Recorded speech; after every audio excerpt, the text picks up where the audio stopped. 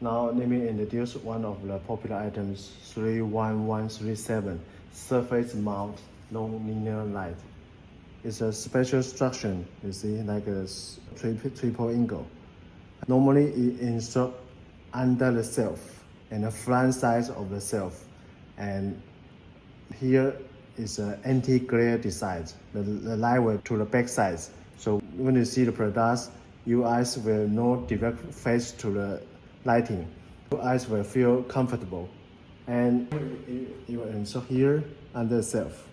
You see the light to the back side.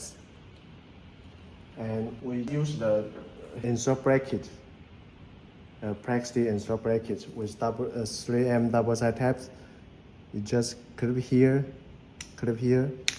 and use double-side tab to install under the shelf. Normally, you use in this place. You see, this decoration shelf or any shelf like this, and the front side of the shelves like this, closing the shelf. This is the popular items 31137.